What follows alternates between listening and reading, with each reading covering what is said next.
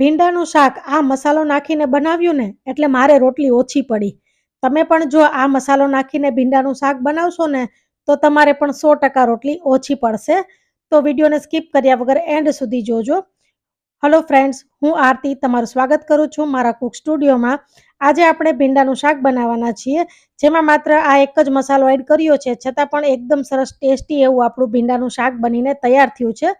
જો ફ્રેન્ડ્સ મારી આ રેસીપી તમને પસંદ આવે ને તો વિડીયોને લાઇક અને શેર કરવાનું ભૂલતા નહીં.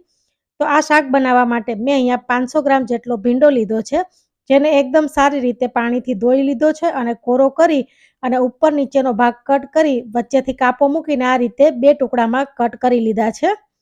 તો હવે આપણે આ શાકનો વઘાર કરવાનો છે. તો વઘાર કરવા માટે કોઈ જાડા તળિયાવાળું વાસણ લઈ લેવાનું છે, અથવા તો કોઈ નોનસ્ટિક કડાઈ લેવાની છે. તો મેં અહીંયા સ્ટીલનું જાડા તળિયાવાળું એક વાસણ લઈ લીધું છે. તેમાં આપણે તેલ એડ કરવાનું છે. તો અહીંયા મેં મોટી 6 ચમચી જેટલું તેલ એડ કર્યું છે. ભીંડાના શાકમાં તેલ થોડું આગળ પડતું જ હોય છે, એટલે થોડું વધારે તેલ મૂકવાનું છે. હવે તેલ ગરમ થઈ જાય ને એટલે તેમાં આપણે 1 ચમચી જેટલું જીરું એડ કરી દેવાનું છે. અને જીરું સરસ ફૂટવા લાગે એટલે તેમાં આપણે ચપટી હિંગ એડ કરી દેવાની છે. આ શાકના વઘારમાં આપણે હંમેશા જીરુંનો જ ઉપયોગ કરશું, જેનાથી સ્વાદ એકદમ સરસ આવશે.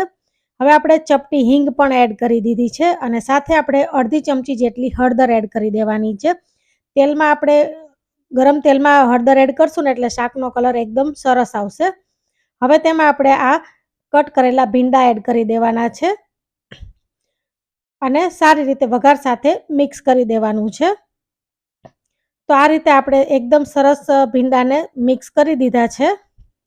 તો તમે જોઈ શકો છો કે કલર એકદમ સરસ આવેલો છે.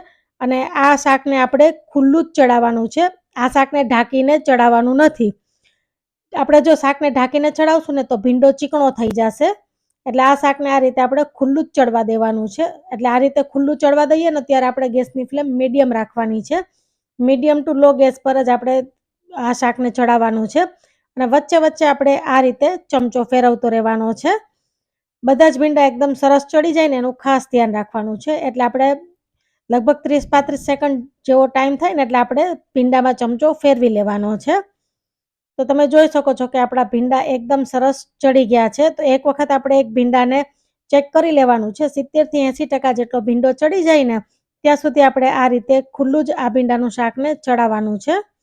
ફ્રેન્ડ્સ, મારી આ રેસીપી ગમે ને તો વિડીયોને લાઇક અને શેર કરજો, અને ચેનલ પર નવા હોય તો ચેનલ સબસ્ક્રાઇબ કરી સાથે આપેલું બેલ આઇકન પ્રેસ કરજો, જેથી આવનારા દરેક નવા વિડીયોની નોટિફિકેશન તમને સૌથી પહેલા મળી જાય.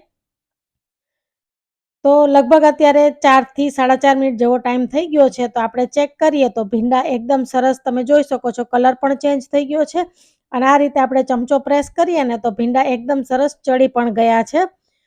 તો લગભગ આટલા ભીંડાને ચડતા મારે 5-1 મિનિટ જેવો ટાઈમ લાગેલો છે. અને મીડિયમ ટુ લો ગેસ ઉપર જ આપણે આ ભીંડાને થવા દીધો છે.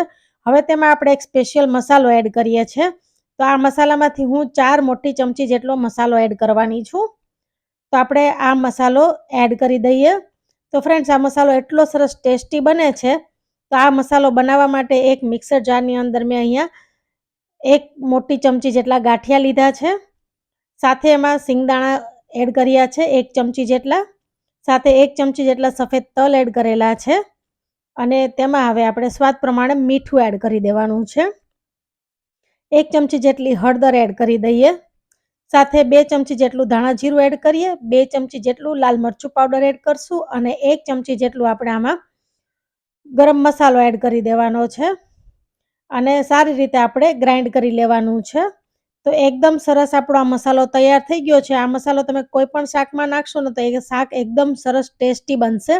તો મેં આ શાકમાં આ મસાલો 4 ચમચી જેટલો એડ કર્યો છે. અને હવે આપણે મસાલાને ભીંડા સાથે સારી રીતે મિક્સ કરી દેવાનું છે. તો ફ્રેન્ડ્સ, તમે જોઈ શકો છો કલર એકદમ સરસ આવેલો છે. તો મસાલો નાખ્યા પછી આપણે 2 થી 3 મિનિટ માટે આ શાકને થવા દેવાનું છે.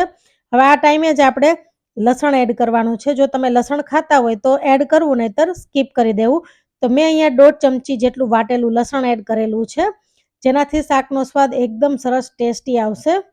તો લસણને આપણે સારી રીતે શાકમાં મિક્સ કરી દેવાનું છે. અને 2 મિનિટ સુધી આપણે સારી રીતે મીડિયમ ટુ લો ગેસ ઉપર આ શાકને ફરીથી થવા દેવાનું છે.